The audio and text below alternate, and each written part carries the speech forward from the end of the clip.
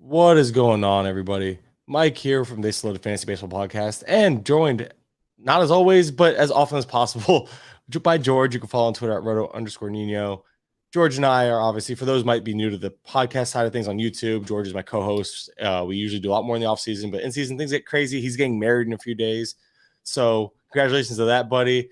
I know you have a lot going on there, but glad we can join together. It's episode 200. It's supposed to be a milestone, yet here we are, just the two of us, as if like I thought we were supposed to be more like of a grand gesture. Like we're supposed to go out and get these special guests or go. No, it's just us again. Yeah, hey man, that's totally cool with me. When I saw 200 was coming up, I'm like, yeah, we gotta make sure we're both on there for 200. Yeah, like you said, it's just been crazy busy. Been keeping up with our content over at GTE, and then yeah, getting married next weekend. So still have a lot going on there. The anxiety is like through the roof right now. So as soon as that's over, it's going to be a relief, but it's definitely something I'm looking forward to. It's crazy, man. 200 episodes, and like just thinking back today, like when it started, like we went through the whole pandemic, and like we started before, it was like 2019 we started. Yeah, it was 2019. My first ever sleeper was Josh Bell. My first ever bust was Alberto Mondesi.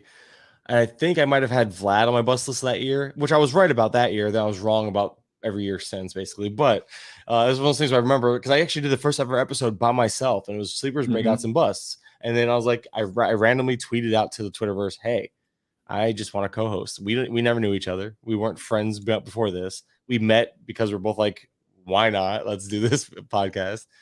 I set these weird expectations up. I actually texted, for those who don't know the backstory, I texted the wrong George Montanez once upon a time I gave you the wrong number. You gave me the wrong number, but I think it was like one digit off.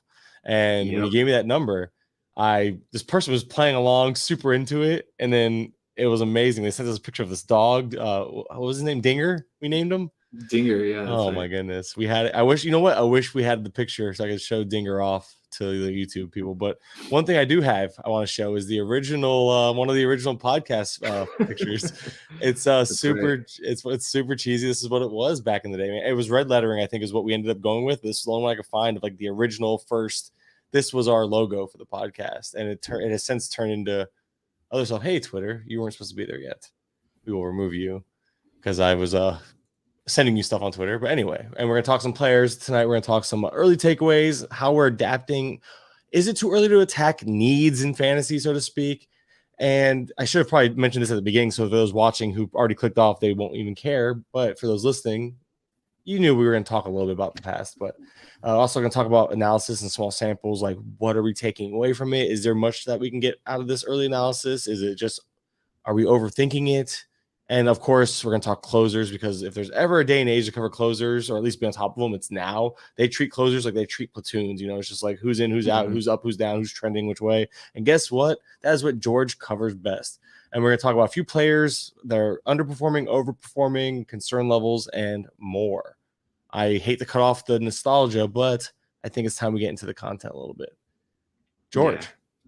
Early takeaways in terms of like the potential for new ball, the pitch clock. You're seeing obviously pitchers, the ERA, the ratios are getting absolutely decimated, destroyed. Pick a word. It's like a nuke went off in fantasy baseball or in baseball in general, and ratios are exploding in the process.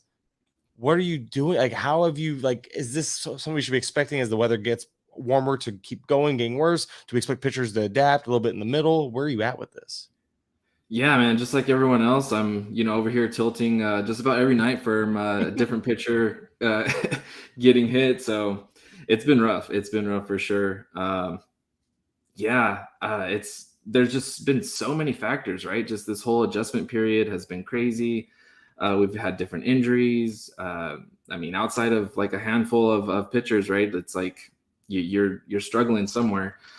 I don't know. I think it is early. We're only 3 weeks into the season. I'm not necessarily like chasing categories, but I am aware of like where I'm falling behind in. There's some leagues where it's like, yeah, everyone's getting blown up. So it's like, at this point, do I just go chasing the wins and strikeouts and let the ratios just kind of fall where they go? yeah, hopefully, as the more experience that these guys have with the pitch clock and then the warmer weather, we start seeing things kind of normalize a little bit. But yeah, it's been rough in the early going. Even just like covering the relievers on a day-to-day basis. I mean, even they've been pretty volatile. So yeah, it's been rough. Not to mention you have you obviously the early season weather issues, so you're having velocity changes. It's hard to get, and that's when you have to start looking like you're really microanalyzing because you get velocity up, velocity down.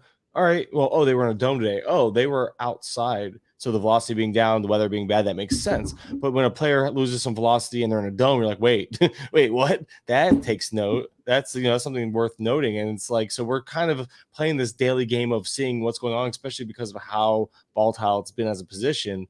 We're trying to figure out what edge we can gain. And honestly, like there's guys like Justin Steele and Sonny Gray just crushing it right now. And so the regression monster hasn't come for them yet, but it's coming. But then you have guys like Gossman who had the get wrong game, so to speak, because he's been getting it right all season. Luzardo kind of had a get wrong game, with the Giants. So no one is safe, although I've been fortunate to start off better than most in some of my leagues, some of my later drafted leagues, but I lost Woodruff. People Scherzer's up for 10 days now on a suspension after some BS.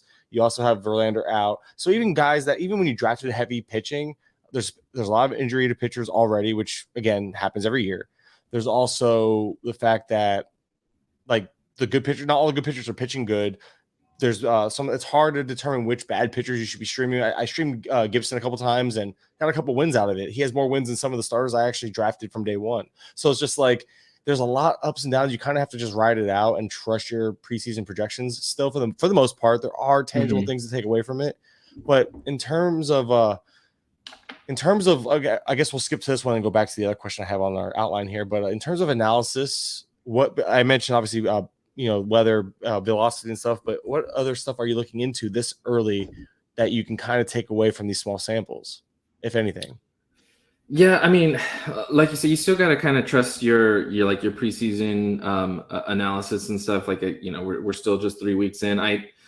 Just a couple days ago, I had like Spencer Strider and Christian Javier, and I still rolled out Hayden Wesneski, and they all had good outings this week, and I jumped like 11 standings points. Like we're still in that point of the season. So I mean, I'm kind of taking a look, like when it comes to, at least with like the pitchers, like, yeah, you're monitoring velocity. You want to see guys have better control. Like the one guy was like Luis Garcia of the Astros. He was, it was him and Javier over the first few starts. Like we're showing like, a little bit diminished velocity. Garcia in particular was kind of all over the place with his control. And with, he was using his fastball, and like when he's walking guys and that fastball gets crushed, and he's, it just exacerbates the problem. Hey, on my bench, he goes like 7 innings and 9 strikeouts. I had him on my bench everywhere. So yeah, he wasn't someone I was dropping, but it's just one of those examples where like, oh, he made an adjustment, velocity was up a little bit, and there you go, 7 innings, 9 strikeouts, and he's probably going to be just fine too. So yeah, I'm not being too reactionary. The guys that have come up, like that have kind of come onto the scene, like Taj Bradley and stuff. I picked up a lot of Taj Bradley. Like those are the kind of moves I'm making, where I'm trying to get in on some guys early. But yeah, I'm trying not to be too reactionary. I know, like in this day and age, like as much as like betting is exploding and stuff, we all want that instant gratification. We want to see our teams and our players doing well, like right off the bat. We want to see the outcomes. But no, I think it's just important to just kind of stay patient and disciplined. Yeah, and you mentioned Garcia's difficulty in terms of locating it. So I pull up his Savant page, and you'll see that his 4-seamer. Look at that hot zone. Just look at it, George. Yeah. That's not what you want. 4-seam was already bad, and so much in the zone right there. If you're looking at the screen, if you're watching on YouTube, that's why middle of the zone. It is as hot as it gets, right down the middle. Yeah. He's not hitting up, he's not hitting down. He's pretty much living right down the middle, like middle of the zone with his 4-seamer. That's Luis Garcia of the Astros we're talking about. And for those listening, again, youtube.com/@GTFantasy to see the visuals behind it. But Yeah, that's why I was like, I brought him up because I'm like, you mentioned him, and I was like, let's talk about him. I just wanted to pull that up, like, let's show them. Oh, it's bad, but yeah, like you mentioned, these players, these pitchers, they are adapting. They are adapting to the pitch clock. They're adapting to timing. They, early season struggles, whether we talked about that too. It's normal. So being patient with these guys you draft in the early rounds make a lot of sense. But then there's guys like, I don't know, for instance, we're looking early on. I like to look at pitch mix changes. I like to see if a player is having some early success with a pitch mix, or a guy like a Justin Steele who's having success coming off of a pitch mix change in the second half where it started leading to more success. And you're seeing that carry over. So now it makes it easier to believe in Justin Steele a little bit. He's not as good as he's been, but you get the point there. And then you have obviously, I'm trying to think of another. I can't really think of another name right now, but you get my point. It's kind of pitch mix changes followed by change in production. And then you have guys like Edward Cabrera, which I talked about on the episode that dropped today. So this is dropping the next days. So I'm not gonna get too much into it, but he's another guy. In 2 starts, he looked terrible, was walking the yard. Next 2 starts, he adapted, and what mattered in those adaptations he made was Cabrera, changed up his pitch mix and started getting better results in terms of overall just not walking as much, strikeouts were there, and just looked better. So players are also making changes start to start. So if you're really trying to get granular and truly trying to catch on to trends as they happen, you monitor these players start to start and you realize, okay, good, bad, good, good, bad, good, good, bad. What happened? Okay, then you take away those 4 good ones and look at what happened in those 4 games and maybe realize, okay, so 4 out of 5, you figured it out, and maybe he's starting to change his ways. You know what I mean? So that's where the analysis is kind of progressing to, because as you mentioned, we have more information than ever before. So we're always going to we always have to try to keep up with the ever changing, the world that is fantasy, or that is baseball in general. And in order to stay a step ahead of everyone is to be that granular with as many players as possible, which is impossible. I'm keeping an unsustainable pace right now with how much I'm covering, but it is what it is. And a guy, for instance, a guy like Jose Barrios, here's a quick look into some of my notes that I had planned for another episode. He, the last 2 starts, Barrios has been quote unquote back. I wouldn't say he's quite back yet, but if you look at Barrios, he made 2 solid outings in a row, right? Well, pitch mix has fluctuated, so it wasn't a pitch mix thing. It was like rather inconsistent. Like one start, he leaned heavier on the fastball. The other one, he leaned heavier on the slurve. The strand rate, but if you look at the last 2 starts in particular compared to the first for Barrios, the last 2 starts, you saw the strand rate improve, but I would call it more of a correction because it was so underwhelming and so below average that it kind of got closer to average. Actually, still below average, but still close enough. But the big thing I noticed was that Barrios attacked the zone more.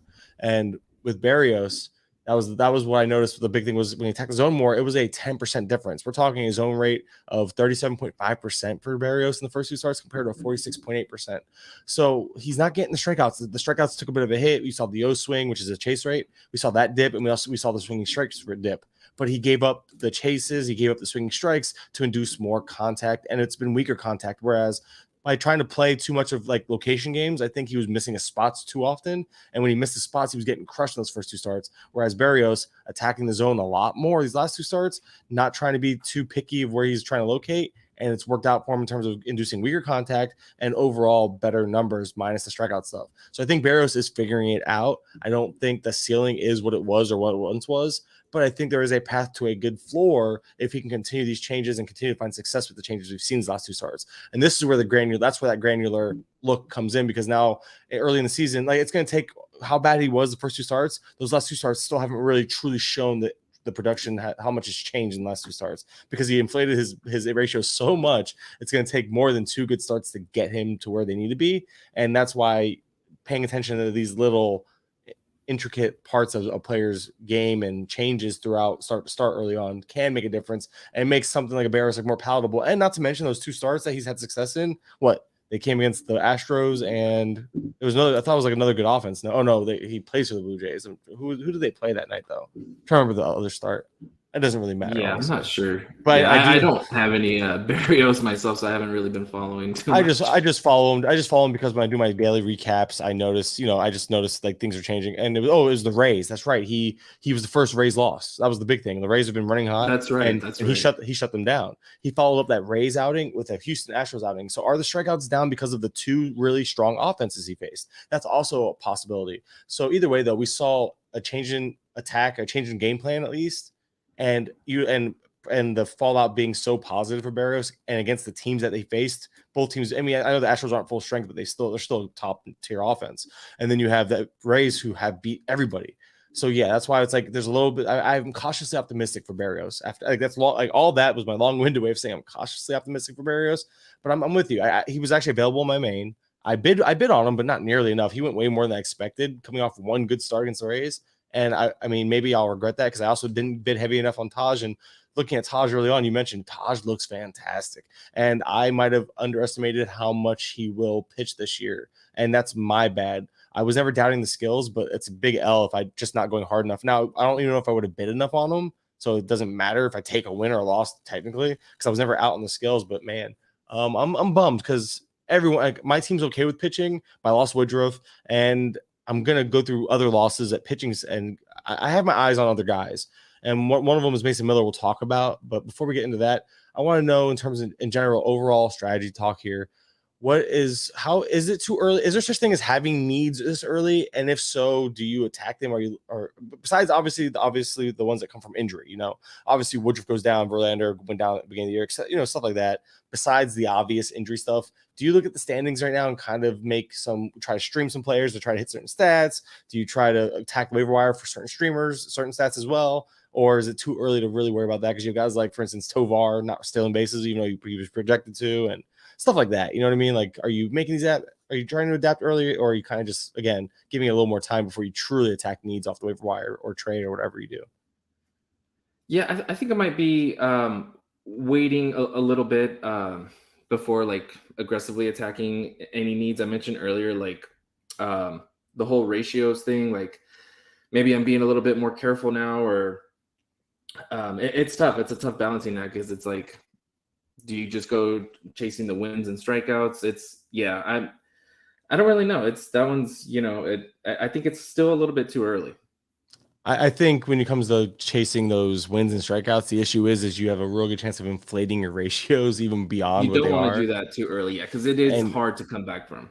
I think it's better to stabilize those ratios as early as possible for chasing that stuff. Whereas, I got a little cute with Gibson, but I got 2 of 3 wins by streaming. I got lucky, I think, more so than anything, but I also attacked this matchups. However, in 15 teamers, when I'm doing this stuff, it's usually almost out of necessity because it's either him with a really good matchup or somebody else with like a terrible matchup or a terrible 2-start, or a guy that's like coming off injury, like Brian Bayo, who I shouldn't have started, but I couldn't help it. I was so excited for Bayo's return. But like, for instance, I did attack what I felt were perceived needs. My team has been lacking in power, so to speak. Like just slow starts. Other than Matt Chapman and Acuna, my team's been, Josh Naylor's on a cold streak, and we can actually add him to the outline because I've had some questions about him, actually, quite a few.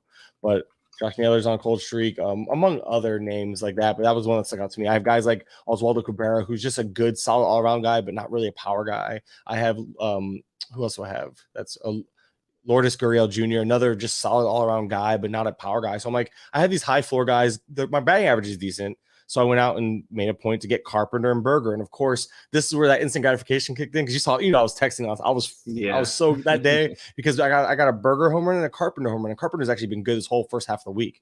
I knew Berger was probably a 1 week starter type of thing, because I know Moncada's working his way back. But Carpenter, as long as there's righties on the agenda or on the schedule, Carpenter's going to play. And Carpenter is a power first guy. And of course, they both hit a home run the Monday, which was like that instant gratification. But then I accidentally set Kepler over I made a rookie mistake here. Read the lineups properly. I saw Oswald Peraza, and I instantly thought of Oswaldo Cabrera for the Yankees. So I flipped in Cabrera over Kepler, because when Kepler gets a lefty, he's batting 8th against Sale, and Kepler ends up going yard that game. And meanwhile, I had and Oswaldo Cabrera actually didn't start because I did the whole classic Oswald versus Oswaldo mix up. So I lost a home run on my bench, which sucked. But again, early, I'll make it up, I'm sure. However, if I miss the overall by a home run, I will look back and think about how much I hate that mix up, right? Could you imagine? But yeah, so that's the type of thing. It's where I looked at it like I kind of saw a need just because I saw how my team was performing, and in a deeper format, and again, I'm emphasizing deeper formats, I have no problem riding hot hands off the bench, especially for cheap, or off the waiver wire for cheap, seeing where it goes, because we've seen guys like Patrick Wisdom's on like 5 or 6 game home run streak right now. It's ridiculous. But guys like him do this. I think that's a good point. Like as like, especially in deeper leagues, like I have teams with like Anthony Santander, Christian Walker, guys that like I drafted for power that I'm not, you're not getting that power quite yet. And so like I'll stream in my utility spot. Like 2 weeks ago, I was looking at Frenchie Cordero. This last week, I was looking at Jack Sawinski, looking at the Coors series, the good matchups for the Pirates, and those are streams that like have worked out, where like I'm getting that power that I haven't been getting. Like I'm not benching Anthony Santander and Christian Walker, but like am I going to stream some guys that are interesting, you know, off the wire for, you know, those categories that I'm not getting quite yet? Like, yeah, sure. And that's going to bring us to our next thing. Now, we talked about some strategy talk. We're talking, and now it's time to get into what you are known for. This is your thing, George. This is what you do for GTE. You do a reliever recap almost daily, if not daily, I believe. Lately, it's been daily. You've been doing a lot of them, but you go through all the Savant stuff. You go through the recent usage. You discuss relief pitchers, who's up next, and who you have your eye on. And you've always been my guy for this. So let's talk about something. I have nothing written down here, so I'm going to let you lead the way here with what you want to talk about, who has your attention, what situations to monitor. It's all yours, buddy. You have the floor. So it's been the first thing I do every morning. I'll get up and I'll recap basically all the relevant like bullpen information from the day before, and that'll go up on the GTE website, and I'll you know, record who's gotten saves, who got holds that day, and I'll do like a little write up on each situation every day where it's like, you know, someone's, you know, I'll also include like all the swing and strike percentages and all that. So yeah, I've been trying to stay on top of all that, like as good as possible so far. And I should be able to do that, you know, throughout the season. Probably will be off next week for the wedding. But I was gonna say you're getting married. I expect one in the morning of your actual of your whole thing. You know, I want it done before you walk the aisle, you know? Yeah. But you know, this draft season, I wasn't comfortable with a lot of the prices, a lot of the situations. I thought maybe this year, you know, you could kind of get by going late closer. I didn't think, you know, maybe it won't take as many saves to be competitive, or at least like finish middle of the pack where you can, you know, really solidify other positions early on. And, you know, it's kind of looking that way. You're seeing, you know, maybe a half dozen situations where like you feel really good about it. You know, Felix Bautista in Baltimore has been awesome. Emmanuel Clase is, you know, he struggled the first few times up, but he's looks like he's back. He's stringed together some good outings now. So you got Clase, Bautista, one of your guys, Clay Holmes. Although he's had his couple rough outings too. So he's had a couple rough outings. Kenley Jansen, he's been great to start off. Devin Vossi's been up there too for him. It was weird. Kenley just randomly wasn't everybody concerned about Kenley and his like lack of the whole being slow worker in between pitches and stuff. That was like a whole thing. I remember a whole narrative of him, and he's coming out throwing gas harder than ever while he's adapting. Been the velocity, it's been up. The same with the Aroldis Chapman. He's been incredible too. He's juicing. I don't believe he's not juicing. Suddenly, all of a sudden, got all that velo back. No, screw you, man. You're lying. You're a cheater. I don't believe it. Right now there's no testing right now. Yeah. You've got Jordan Romano, David Bednar that you feel good about, but outside of that, I mean, you need like 5 closers. Exactly. You know, maybe AJ Minter's been really useful. I mean, but the Rays are just blowing everybody out, so he's barely gotten any save chances. But Minter's been the closer with Atlanta. He's been fine. Even like Ryan Helsley, I mean, I don't know, you know, how often the Cardinals are going to let him do like back-to-backs. You've seen like Gallego step in for a save. So you're just seeing a lot of these situations all around the league where it's just like pretty matchup dependent. Josh Hader's another one that, you know, you feel fine and good about. But a lot of those guys, Camilo Doval, Scott Barlow, Daniel Bard, he just came back, but unfortunately, you know, he had to miss the start of the season with anxiety. Who knows how that situation is going to go? The Dodgers too. They haven't really had many save chances. I think Evan Phillips is kind of taking the first couple of saves there, but there's just so many situations where you're looking at a timeshare like. You know, Michael Fulmer, Brad Boxberger splitting saves there in Chicago. I would still I would still think that Fulmer is the guy to roster there, but they're gonna give some save chances to Brad Boxberger if the situation calls for Fulmer to pitch the eighth. Same with David Robertson. We've seen him used in non-save situations. Eighth inning, top of the order's coming up, and Adam Ottavino has the last 2 saves for the Mets. So there have been some that emerged. Unfortunately, with Andres Munoz injury, Paul Sewell's just kind of taking control there. So he's been coming through, but who knows what happens, when Munoz does come back. The Angels, Carlos Estevez was one of my late targets. It's funny because we text back and forth, and I remember you saying like Estevez is never available. And when he goes out and throws 30 pitches a night. And right, then he goes. Yeah, it's frustrating because the stuff looks good, but he's having issues locating it. Looks like so he's giving up hard hits, he's giving up home runs, and then Quijada looks great, but Quijada's a lefty. I don't know, and it's like they're both factoring though. And then the other night, I think I saw Estevez get brought in for a non-safe situation, but it was against the top of the order, or the middle of the lineup, so it was a high leverage situation. So he's still getting. It looks like Estevez is still getting the most high leverage of situations. However, I want the guy getting the saves, and the issue is Quijada is always more available, and he seems to be more efficient there. That's all I was going to bring up that situation because obviously that's one I am very invested in because I need freaking saves, man. But at the same time, I can't trust Quijada as much as I can trust Estevez. Honestly, any given week, either one of them get 2 or 3 saves. It wouldn't surprise me if it was Quijada one week, Estevez the next, depending on how that team, wins. And then yesterday it was a 3-2 game. I'm like, it's the Yankees and the Angels. So I'm like, sweet, I got a save from somebody. No, neither one of my freaking guys got saves. Neither one of Holmes or Estevez got saves in that game. But it was a 3-2 game. The Yankees won, and neither one of my guys got saves. I was really frustrated. I was like, how does that happen? Why? I just need saves. I give up. Yeah. Anyway, I just wanted to this is the world that we live in now, man. This is just the world that we live in now. I don't like it. If you don't have, or even if you do have one, like I mentioned, like there's only there's less than 10 guys you feel really great about. So like even if you have one of those guys, no matter what, like you're constantly looking at the waiver wire, looking at stream a reliever, pick up the next guy.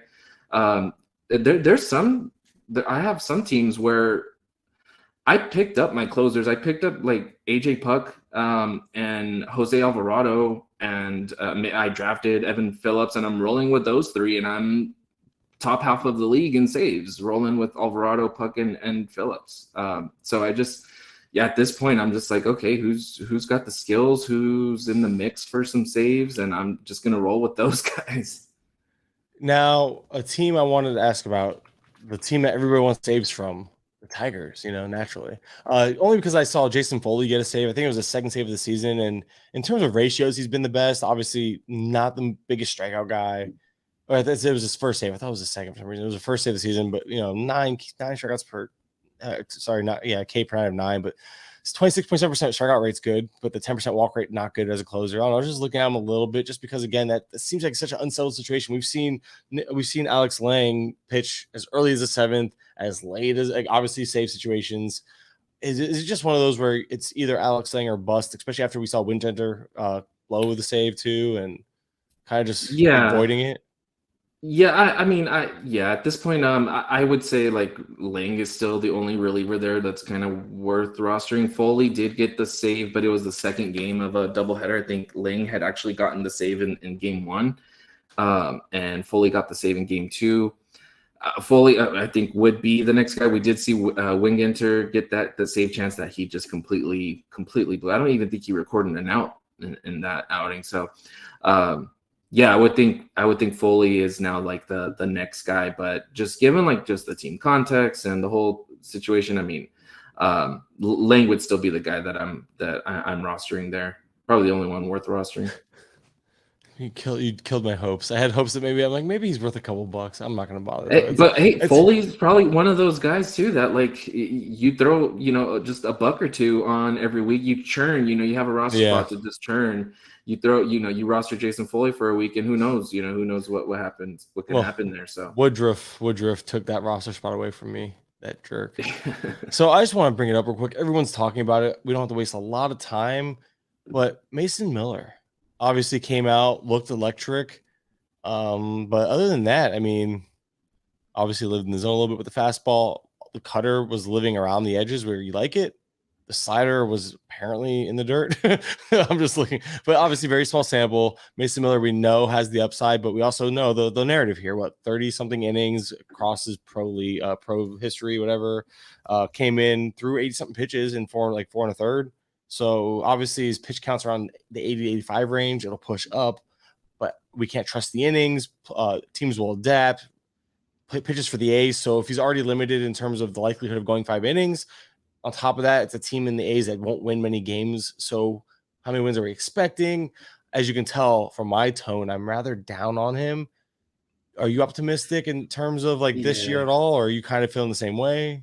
No, I'm kind of feeling the same way. I feel like after his first outing, I mean, and he was getting strikeouts on 102-mile-per-hour fastballs. Yeah.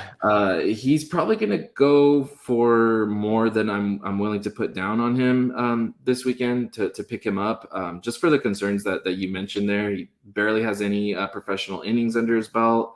That, you're not sure how many you're going to get there, if he's going to hold up, and how many wins he's going to get. So, maybe you're getting some solid ratios and strikeouts, which is worth something, for as long as he is pitching. But I think there are going to be other opportunities that are worth paying up for that may come up like in the next month.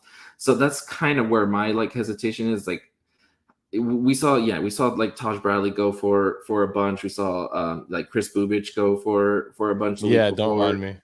Yeah.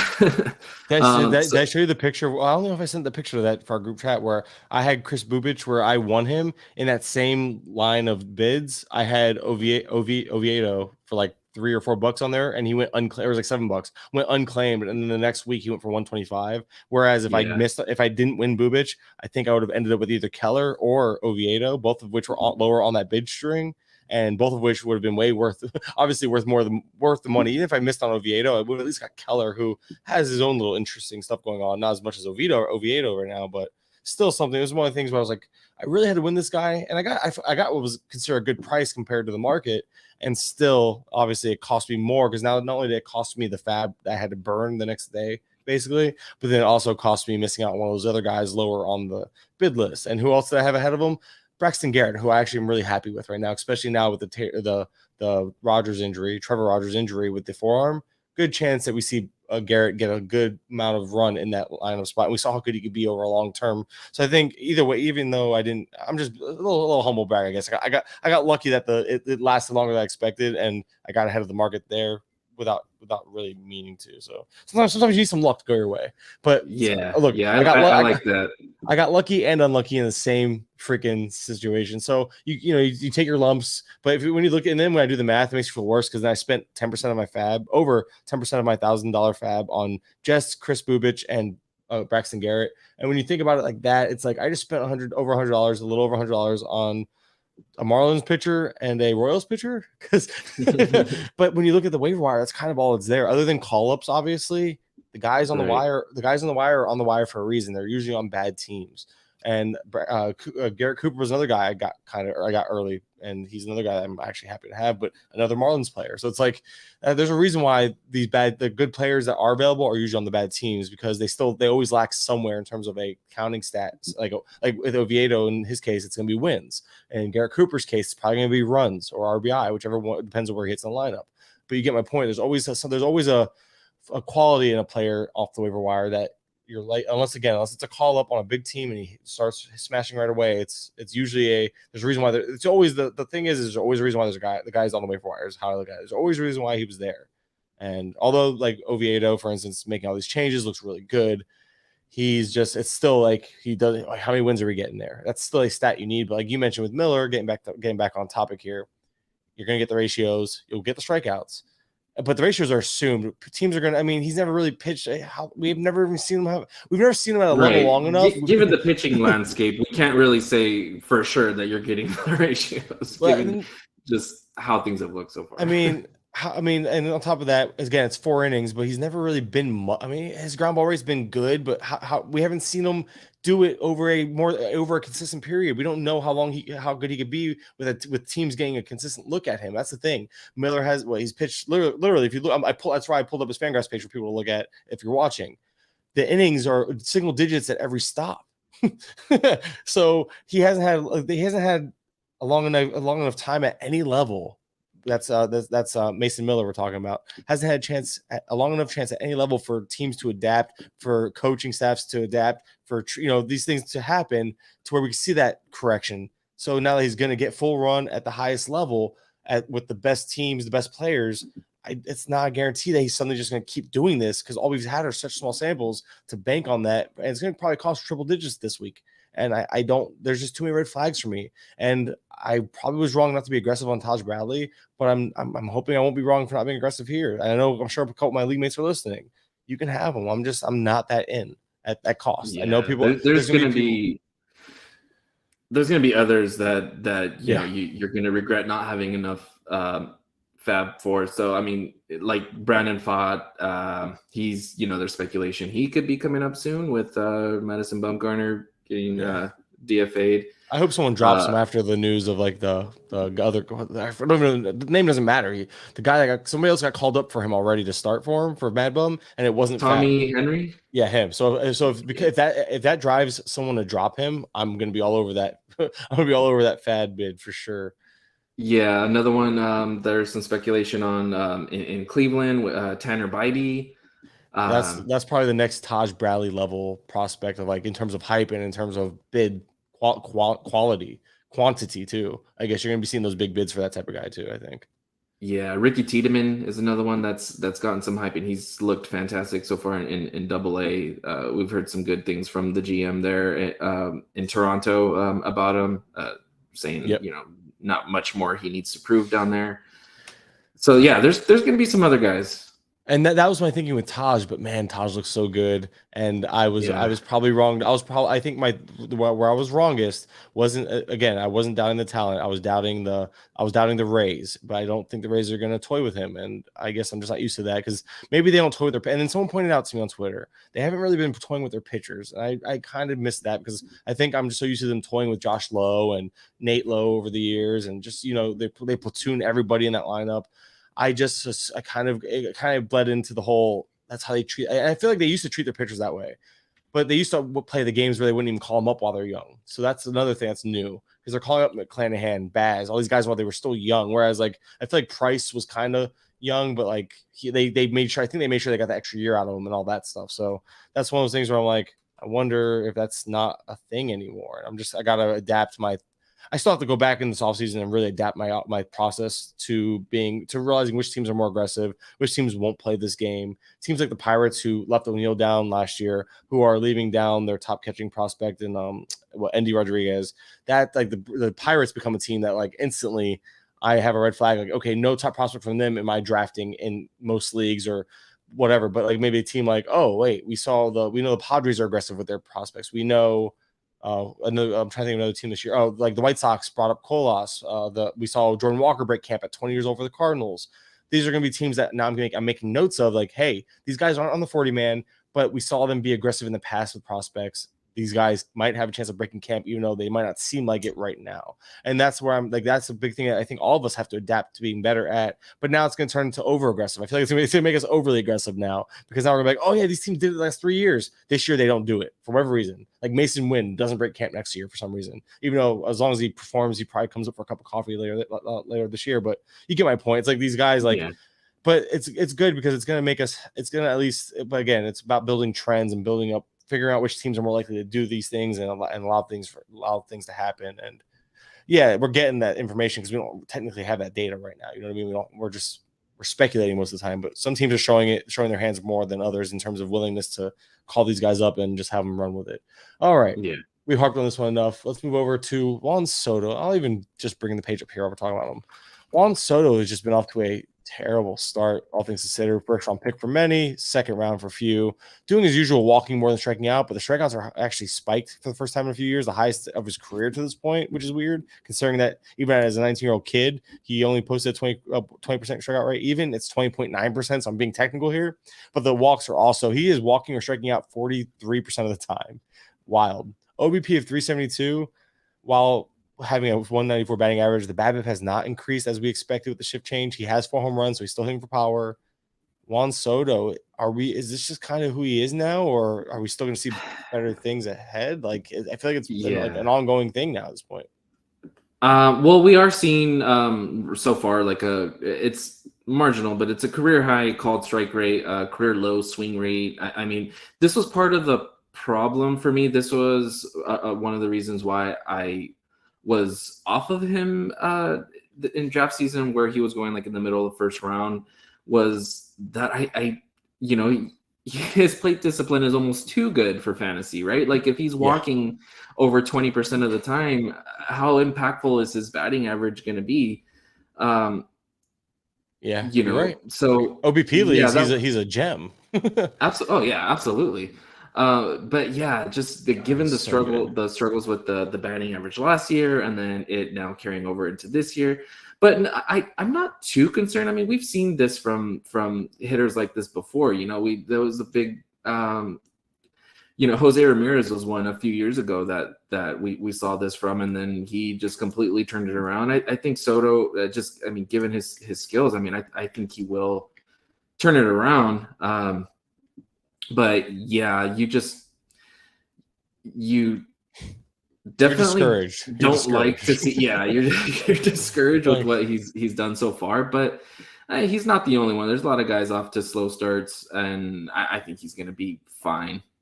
It's one of those things that maybe you should have tempered expectations with the batting average. We all thought maybe he could get closer to these first 4, and I still think he can, because if Soto can get closer to that 312 BABIP, which was his lowest entering 2022. Was a 312 back in 2019, and that was the juice ball days too, which is wild. His lowest BABIP. But considering the shift is gone, the amount of contact he can make, how good of an eye he has at the plate, I do think Soto is in for better days. But maybe we should be expecting closer to that 242 that he posted last year, compared to the 300 or the 280s that we saw in previous seasons. That's all. Yeah. But he's still an elite talent. But you saw here's part of the issue though. At 55% ground ball rate is so bad. That's ground ball rate is back up over 50%, and he's pulling a lot of pulled grounders. So you don't like to see that. But his expected stats, he's still hitting the ball tremendously hard. 53% hard hit rate, 16% barrel rate. So he has a 418 slug and a 533 X slug. Things are going to turn around for Juan Soto. But yeah, like you just got to temper your expectations with the with that batting average. But yeah, I think he's going to be fine. And I made the screen a little bigger for those who might need to see it. But the pulled ground ball rate is at 69.6%.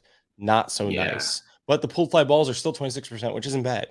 It's just if he can elevate some more of those pulled balls. And I think it was Jeff Erickson on the RotoWire podcast was talking about how he heard or read something about that being an issue that Soto's aware of.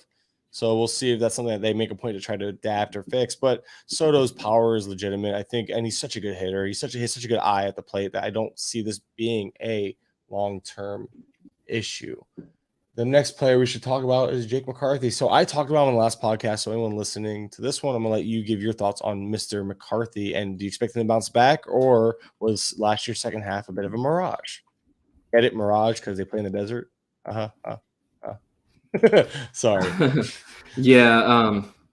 McCarthy. I don't know. He was another one that I was off of just because I saw the inflated 349 BABIP last year, the low hard hit rate, the swing and strike rate that showed that there was a little bit more swing and miss there than the 21% strikeout rate indicated there was. So he hasn't struck out a ton so far, and the BABIP is down to 186. It's just a really big time overcorrection, but he's also not hitting the ball hard like at all.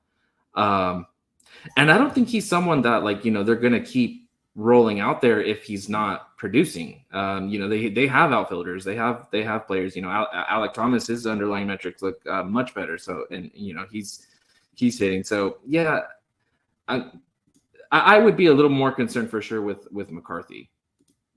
I'm concerned with McCarthy as well. I expressed it as well in a rather deep breakdown this morning on the live stream / podcast, so I won't repeat my thoughts. If you are interested in that, listen to the last episode or check out the last live stream, and you can find that information there. Moving along to Matt Chapman obviously he's not going to sustain this level of production, but there was a lot of us that really bought into him having a little bit of like a bounce back / breakout. We're obviously seeing 397 batting average, 461 OBP with a 750 slug, over 1,000 OPS, obviously.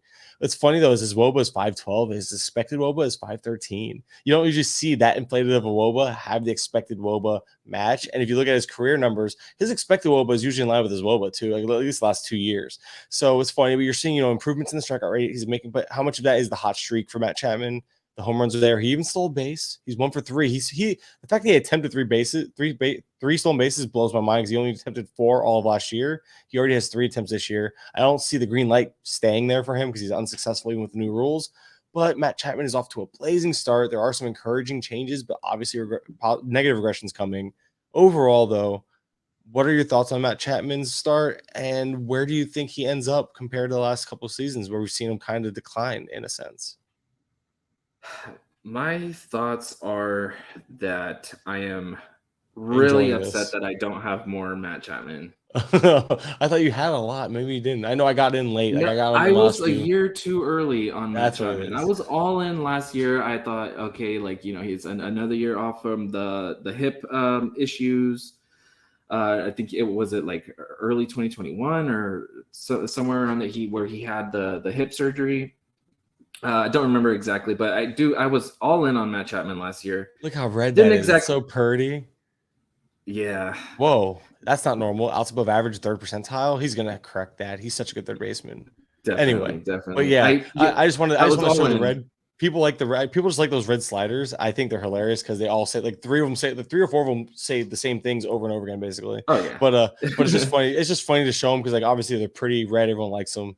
But yeah, I mean he's just stupid good right now, and obviously he's not going to sustain most of it. This is the kind of season that you thought he can have when he was hitting 36 home runs in 2019 with just a 21.9% strikeout rate in Oakland. This was the kind of if everything went right for Matt Chapman, this is what we're going to see, and it's happening. And I was a year too early, and I'm really upset that I don't have more Matt Chapman this year. I'm really happy obviously to have him. he's obviously not gonna have a 468 BABIP. He's not gonna hit damn near 400. I don't believe you. This is real. All of it's real. Damn it. I am gonna just. This is happening, right? The all in MVP season. Nothing goes wrong. Everything goes right. Season is. He's actually pulling the ball the least amount of his career right now, pretty much. Yeah. Yeah. But you have to remember he has good opposite field power, and the new fences should benefit him. The fences that came in should all benefit him as well there in Toronto. But yeah, I want to believe. But if there's anything to be impressed about, it's the fact that the swing and miss. We're talking this will, if he continues to swing strike rate where it's at, we're talking 3 straight seasons of improved swinging strike rates. We're talking 3 straight seasons of improved Z contact rates and overall contact rates. Z contact is zone contact for those that don't know this or aren't familiar with the metrics, but Matt Chapman he's progressively gotten better each of the last 3 years in some of these metrics. And it's like, is it finally all coming together? Is it a contract year for him too? Is that part of it? Maybe it is a contract year. There it is. Boom. Nailed it. We found it. We got to the bottom of it. Yeah. He'll suck next year. You guys are all going to buy into the 3rd round price tag. He's going to be next year's Austin Riley, but Austin Riley's younger and entering his prime. Chapman's going to be exiting his anyway. But yeah, I just wanted to say that this is real. This is going to happen, and he's never slowing down. This is it. This is the magical league winning pick that we all wanted to find. We found it. All right, that's it. But Jared Kelenic, speaking of league winners, he's a guy that we've been chasing the dream on for years, and it's coming together. He's hitting 310, 385, 603 strikeout rate. That's the big thing. 24.6%. This year, and that's coming off of 33% last year, 28% in the year before. This is just the major league K rates for Kelenic. He's always been this type of good strikeout guy in the minors. finally seeing it come to fruition. He has the stolen bases as well. We know the skill, we know the power and speed are there. Those skill sets were never questioned. It was the swing and miss. Obviously, a 368 BABIP is inflated, so I don't think he's a 300 hitter either, 310 batting average. But ultimately, what I'm getting at is that there's a lot of positive changes happening early on. You're seeing him take pitches inside out. You're seeing him hit pitches high in the zone. It looks like he's finally figuring it out. Are you optimistic? Do you think it's a bit of a fluke? Do you think the old Jared Kelenick's going to stand up here and ruin everything for everyone? Where are you at with him? It's hard to say the old Jared Kelenick when he's only 23 years old. The young Jared Kelenick stand up. I think he's another one where like I saw what he was doing in the spring, but it was like you look at his AAA numbers. Right. You look at his AAA numbers and it's like, well, he's done this before. I mean, he had over 1,000 OPS in 2021 in AAA. He had where is it at? He had a 922 OPS in AAA last year. I mean, it's like, okay, he's done this before, but every time he's gotten his chance in the majors, he's fallen flat on his face. And so I wasn't sure what to like if it was believable in the spring, but he's obviously carried it over now into the regular season. And the good thing, another encouraging thing too. I mean, he's been in the lineup the last 2 games against lefties, and he's actually hit lefties pretty well so far. This rate was a 4 for 11, super small sample, but I mean, it's just a little encouraging there. And like you said, the strike rate is down, walk rate's up. It is 65 plate appearances, so it's not exactly nothing. Yeah, I mean, I think this was a big. I think he's going to end up being a big time value there. Yeah, I have 1 share, and I made a point to get him in my FOMO draft, where my FOMO draft included George Springer, Corbin Carroll, Jared Kelenick. You can see it's off to quite the start. It's actually, last I checked, it was like a top 25 overall DC team too. So it's like, it's just the type of start. It's had everyone who's hot, because like I just got a bunch of FOMO guys. They're all hitting. I think I have Chapman on that team too, which I already had Chapman, but I didn't have enough.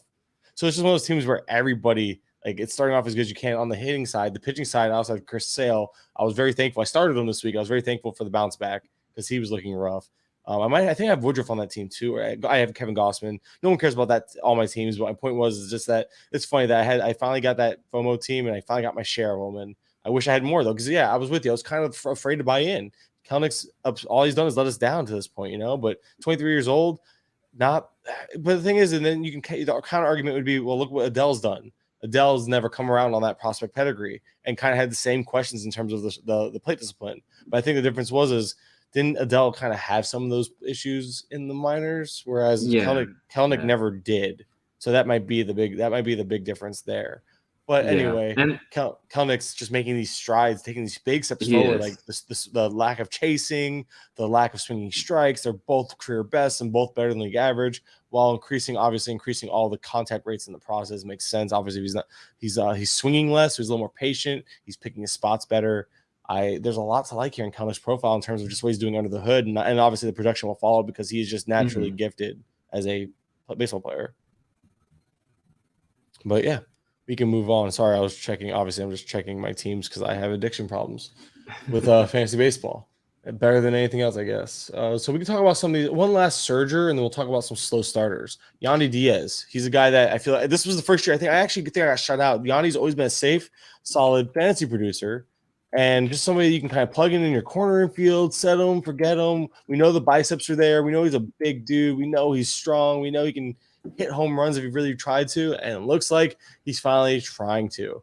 And look at the launch angle, and launch angle is actually more of a reflective thing to what he's doing. So it's something I talked to a prospect mind about this, and pretty much it's not the complete correct thing. So I can't say this is right for like everything, but the essential premise is players go after a ball with a certain attack angle, and that attack angle allows them to hit more fly balls or whatever. And then what you're seeing is the launch angle as a production of that attack angle.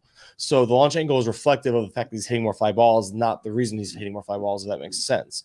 I think and that's how I've learned it now, because I used to always lean on it as a crutch as to, he changed his launch angle. No, they changed their attack angle, and the launch angle is a product of that, from my understanding, in terms of how the balls fly.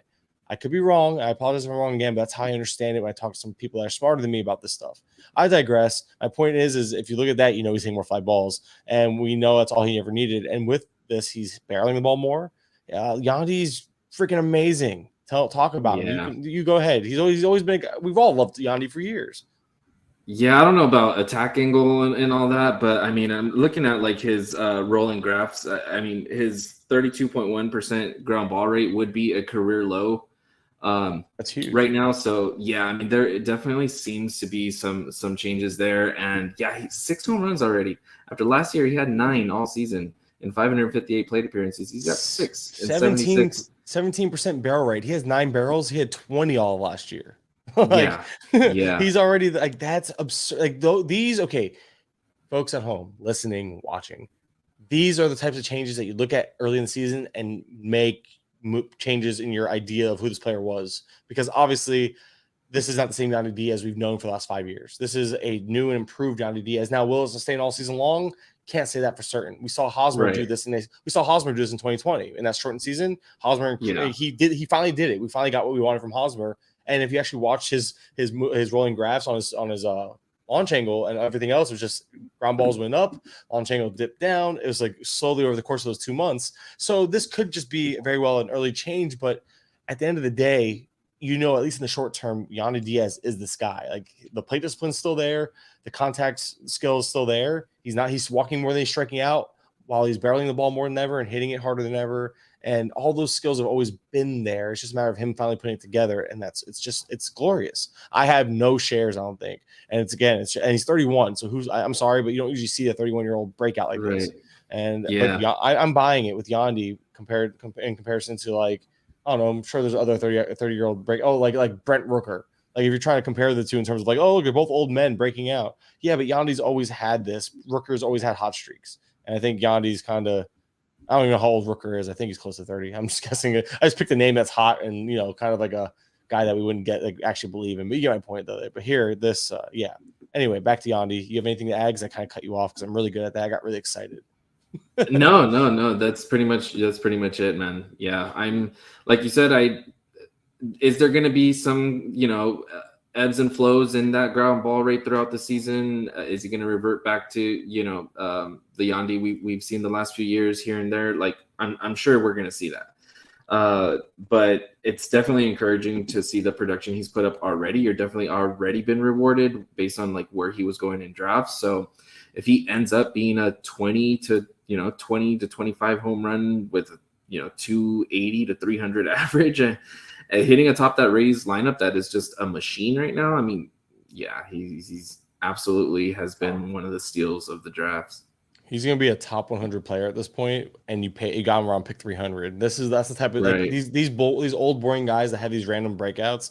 These are huge guys in terms of return on investment. You'll see, and like a guy like Jose Siri, who was kind of like starting off in that type of trend of post 300 moving. Like I think he'll still be able to get there, but you get my point. Like you have to identify these values in drafts. Like you might pick the right guys early, but if you're not picking the guys late, everybody's getting good players early. You got to hit on these guys late. Matt Chapman's kind of in that range, obviously a little earlier. He was more of like a top 150 guy, but guys like I don't know. I'm trying to think of names. I don't know. Josh Naylor was supposed to be a guy like that, but he's not. He sucks. But like Gleyber Torres started off so hot, man. We like the first week or two, we were like, oh my God, he's awesome. He's stealing bases. He's 5 for 8 now, but he was like 5. I think he had 5 for 6. He got caught a couple times. It doesn't matter. But 5 for 8 on the stolen bases, 2 home runs, walking more than striking out. Another good sign there. Some bad BABIP luck. Overall, though, I think he's gonna be just fine. Didn't he have like didn't he get nicked up on some type of thing too? I feel like there was a small injury that kept him day to day that he hasn't gone on the IL for though. That happened? Yeah, it was like his hip was bothering him or something. Do you remember when that happened? I want to say it was about a week ago. I think he missed one game last week. I think he sat out. Let's look from the 9th. Let's just look from the 9th out of curiosity. Since the 9th, because I just picked the random date 10 days ago, he's batting 125. Strikeouts no power. Caught stealing once. If that's right around the date that it happened, maybe there's a reason. Maybe that's actual like, okay, the hip isn't right now. That's all. It could be that. It could be as simple as that. Overall, though, he still looks very great on paper, obviously. But I'm just curious. If I go back and find the date of when he had that little hiccup and correlate that with the stats, I guarantee you there's a correlation there before and after. Yeah. When we're getting when we're getting our like names together today, I had mentioned him along and another, because I mean these were guys that like kind of had some helium, had their backers. I was one of them. I loved Glaber, and Taylor Ward was another, and they were just fresh on the mind because I was just watching the Angels and Yankees this afternoon, and I'm like, come on, Glaber, Taylor Ward, like you guys do something. They're both of them are definitely on the gift where you're poking him with a stick, like do something already. Just yeah. You see the Yankees put up these runs, and it's like Glaber 1 for 5, 1 run. I mean, okay, but yeah, okay, ready? Nine runs. Oswaldo Cabrera is 0 for 4. Meanwhile, Kepler on my bench is 2 for 5 with an RBI. Like, come on, that's way more useful. Anyway, yeah, I'm regretting the hell out of that move right now. But hey, Jonathan India did work for me today. I'll take it. Anyway, yeah. Back to Glaber and Ward in particular, like all their production has come in like the first week, and they've been ice cold the last 2 years. But I mean, last 2 weeks. But like you pointed out, I mean, like Glaber's walked more than he struck out. BABIP's a little down. I think both of these guys, if they have, if there are owners that are getting frustrated with rostering them based on how ice cold they've been the last 2 weeks, I mean, I definitely like they're guys that I would go put out like some buy low offers for sure. So the injury occurred on the 11th. So I pulled up his stats, like when he was first pulled early due to it. Yeah. He's hitting even worse. So if you include the 11th, from the 11th till the 19th, so what, 30 plate appearances. Again, we're talking small samples here. A negative 12 WRC plus, batting 80, 080, not like 180 or 800. No, 080. He's batting 80 with a 154 WOBA, and not obviously the power hasn't been there. He got caught stealing. If you look at the barrels here, I'll actually share the tab. Now I realize that if you actually look at the barrels, we're talking the hard hit rate plummeted 31.6%, 0 barrels over the span. Again, we're talking a very small sample, but if you look at if you look up until like we'll say the 10th, obviously, we'll go to this. I gotta do the 10th here, which means oh my goodness, I suck at this. Okay, so we go from opening day to the 10th because obviously I'm dumb. And you look at all that. Look, barrel rate was 14%. Hard hit rate was up, not great, but still up. You look at the overall production, amazing. There's honestly I feel like there's a true correlation. 41 plate appearances, almost exactly half the plate appearances.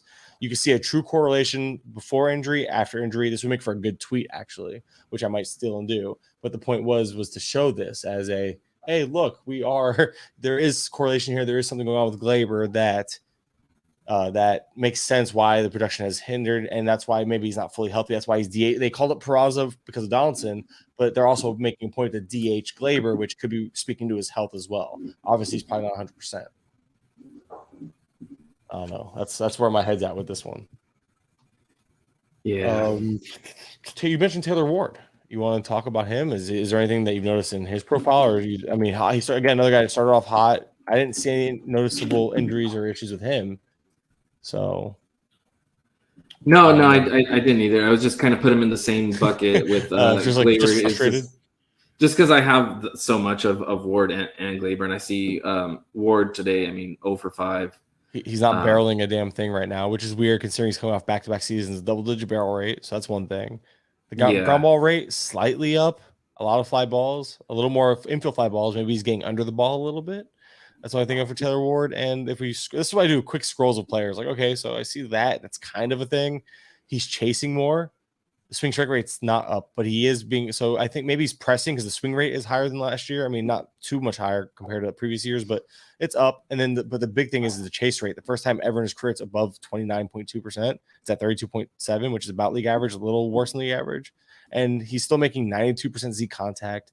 I don't see. I think it's more of like just a slow stretch. Maybe he's pressing ever so slightly, getting under the ball a little bit. I do expect better days ahead for Ward. This is just a quick look at him from my point of view. My first time looking at him, I like to do these quick little look. And what people don't know is for years, me and George would not have an outline, and we would just randomly like, here's 5 names. Let's talk about them. And I would do this live on the podcast anyway. But now you get to see me do it live on the podcast if you're watching. So it's like I would just like, and you could tell when I prep versus when I don't prep, or if I usually have a shit ton of excuse my language. I usually don't curse on this podcast. I usually have a bunch of information top of mind all the time. Let's talk about Anthony Santander then. That could be one of the last things we discuss before we get out of here. It's been about an hour, a little over an hour, because we like to talk baseball. And Santander is another hot topic name. I've seen people talk about dropping him. Obviously, very uncharacteristic strikeout rate, but he's also walking more than ever. It's almost like I wonder if it's a passivity issue because the BABIP's higher than usual and he's still only hitting 206. Yeah. Well, he's another one where he's another one where like I did want to bring him up in contrast to the guys like Gleyber and Taylor Ward, where like you've seen still a lot of similar like underlying numbers for Ward and Gleyber. Like it's not like too far out of the box, but like Anthony Santander, I mean, he's striking out 32% of the time, and yeah, he doesn't typically have that kind of strikeout rate. And despite a 300 BABIP, he's only hitting 206. Now he's one that I believe sat out a couple games last week as well with back issue. So that might be a thing where like, yeah, he's just not comfortable up at the plate right now, at the moment. He still has a 48% hard hit rate, a 9.8% barrel rate. So he has gotten a bit unlucky. But just like given the strikeout rate, maybe I'm a little more concerned, but I do expect him to turn it around too.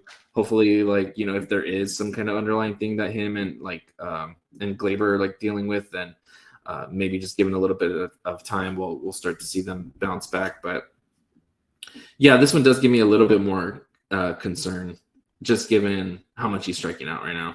Yeah, and the thing is it's either uncharacteristic or it's red flags, and it's hard to tell. Again, this is when it's like I would kind of like to defer to track record the last few years for him. And although he's always been an aggressive hitter, Santander's chasing more than ever, pretty much 40% of the time, almost 41% of the time, compared to still being a pretty high chase rate guy, 35%, 36.7 last 2 years for Santander. But the big thing here is he's swinging more than usual, at least more than last year. Again, I keep saying last year because last year was the breakout, but the year before it was kind of in this range. But another thing, the big thing here is actually the Z contact, the zone contact, 76%. He hasn't been below 83% since his rookie season in 2017. So that's weird. And then the swinging strike rate is the lowest it's also been since 2017. Or sorry, the highest in a bad way. It's bad. It's a bad number. It's 14.1%. League average is about 11.1. At least it was this morning when I looked. So that's what you're getting at. It's like you're getting some swing and miss in his game, a little more swinging last year, a little more chasing. Maybe he's not seeing the ball well. Maybe he's pressing. And the big thing I did notice too, I was highlighting it while you were talking, was the infield fly ball rate really spiked for some reason. It's at 26.3%. It was the highest it's ever been was like 19% a couple years ago. He has hovered around 19% multiple times in his career, never 26.3%. So, and the home run fly ball rate is pretty much 10% lower than his usual output there too. I think it's just a matter of him getting it right. Look, 56.1% pull rate tells me he's probably pressing. Pull rate, pulling fly balls, trying to really make a point to get back on track. I think Santander is. It comes off to me as pressing, but there could maybe it's the back lingering. Maybe there could be a bunch of things, but I'm not quite ready to panic, and like I'm not dropping him. I'm definitely benching him right now. No. Like if I have Jake Berger or Kerry Carpenter, I trotted those guys out over Josh Naylor, who I still rather have moving forward right now than Santander, for reference. And Josh Naylor just pisses me off. You know what? I will do one more little look because he wasn't part of the outline, but we got to see. Because last time I looked at him, I'm like, oh, he's not that bad. He's going to do whatever. He had a couple home runs, I think, at one point. He's still doing Josh Naylor things. What the hell's going on? Why do you have a 143 BABIP as a lefty this year when there's no shift, jerk? And for reference, he's a 273 BABIP guy. He's never really been a big BABIP guy, regardless of the shift. But 14% K rate, walking more than usual. So he's actually being over patient, which is weird. Has the 2 home runs, like I mentioned. But batting 153 with a 143 BABIP, I think that's part of it. His ex-WOBA is over 130, about 130 points higher than his actual WOBA. So he's been unlucky there too. Yeah, so I think it's, oh man, I actually feel way more, I'm already more comfortable than Santander. His hard hit rates are a little low, but kind of not that much lower than in line last year. His barrel rate's a little lower than last year, but pretty much in line. I think that comes around with him obviously getting better. He's actually hitting less. He's hitting a career best ground ball rate of 37%. He's also spiking the most infield fly balls of his career. So he's getting under the ball a little much there probably. And obviously, I think all these things will normalize. I do too, but I'm wondering, is he trying to put the ball in the air more, and that's causing some of these bad BABIP issues? Because if you are putting the ball, it's a 49% fly ball rate. That's extreme. and it's obviously a 16% infield fly ball rate. So BABIP is due to correct even with this approach. However, people need to understand that BABIP also sometimes is earned. People often cite BABIP blindly without understanding that sometimes a player's BABIP is low based on their approach. And if he's hitting 50% of the balls in the air and 43, say majority of those, we'll look up his fly ball rates direction of the field, but say majority of those are going to center field, those are going to be flyouts. He's going to have a bad BABIP. And if he's popping up, if he's hitting 16% of them in the infield, Naylor's going to have a bad BABIP. So right now, the BABIP, although bad, is somewhat his own doing in terms of who's at fault. It's his. And I think we don't stress enough as analysts. People just, bad BABIP, it's going to regress.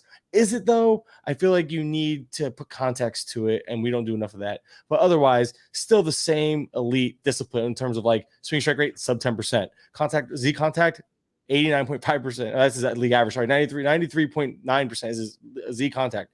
Second, that's actually the highest of his career right now. He's doing this while being more aggressive at the plate, slightly, while chasing more. Even like he makes a ton of contact. It's not a contact issue. I think it's a quality of contact issue because we saw those take a little bit of a dip for Naylor, but mostly I think he's just too many fly balls. Like normally you want players hitting more fly balls, but not when they're not going to the pull side, which also might be an issue, which we're gonna look at right now. You're seeing me. I'm tilting right now, and I'm trying to find, like, I want answers. at least I'm more comfortable. Like Santander has more red flags than this. Naylor I think it's more of like, okay, he'll figure it out. Santander actually has a lot more swing and miss and other concerns. But where's the batted ball content here? Batted ball, pulled fly ball rate is 35.3% of the time. The fact when it warms up, that's gonna turn into a lot of home runs. 35.3% pulled fly balls. Naylor is not he's a good power guy. I think those pull fly balls are going to leave the park more times than not if he keeps this approach up. I like what I'm saying. You know what? Buy low on Josh Naylor if you trade. I had to rant. I was getting, because I benched him, and I keep, especially against lefties, I keep benching him. He's been terrible, but I don't know. I think there's better days ahead though. I actually am encouraged by what I saw there. But screw Santander. Anyway, other than getting married, which you picked baseball season to do this, which was dumb. No, but congratulations, buddy. 200 episodes. We've almost quit this podcast like 5 times, but we're keeping it going now. Hopefully 200 more episodes. That'll be a lot of fun. But all things considered, George, I'm really happy to call you a partner, but also now we've actually become friends. We've met in First Pitch Arizona, and obviously we plan to do that again sometime in the future. And honestly, if I could have made it to your wedding, I would have loved to be there, but we live across the country from one another. Yeah. So it logistically is really tough. But all things considered, I'm really happy to call you a friend, buddy. 200 episodes has been a lot of fun, and honestly, congratulations on getting married. I'm really happy to see. I've kind of watched you grow up a little bit. We've been there for the last 4 or 5 years. That's right. Yeah, I was a single man when we started this, and now I'm getting married next weekend. So you're welcome. I take full credit. If Simeon's listening, Simeon, I take full credit for everything that everyone does in their lives. You're welcome, George. No, thank you. No, but I feel the same, man. If there's anything that I've gotten from this, it's you and Zach and Simeon, as much as you guys go at it, and Bubba, and not Bubba is part of the mix. Yeah, absolutely. I mean, this has been like, I honestly feel blessed. No matter where this podcast goes, that I've made some really good friends. The fact that you make friends, people, it's hard it is to make friends as an adult. I've lost more friends than I've made. I've lost more friends than I've made as an adult, and it's just it's the common love of a game, and it's the fact that we bounce ideas off of each other. We don't always agree, and I do wish we disagreed more. And maybe I'm going to make a point. Maybe our next podcast we get together, we'll talk about how great your wedding was, and we'll just find a podcast we can argue about things. Because I do have to do that. I feel like what it is I think there's just a lot of it's almost like an echo chamber, unfortunately, because we've been working together so long that it's rare that we don't agree. And on top of that, when we don't agree, it's usually with reasoning that it's like, okay, I guess I see that. But next year I'm gonna make a point that I need Simeon because I just hate him, so I make a point to disagree with him. But yeah, in all seriousness, George, I really do appreciate it. Everyone watching, I know we just got some new viewers. We're gonna be heading out. The whole live stream is gonna be uploaded on YouTube. Check it out. The podcast itself will be out in the morning. So appreciate everyone watching, listening. Until next time, I'm Mike. You can follow me on Twitter at Mike_Curland. George, as always, joined me. Jorge at Roto_Nino. Check us out on Patreon, patreon.com/GTE Fantasy. And of course, 5-star rating review on the podcast is greatly appreciated. And until next time, we will talk to you soon.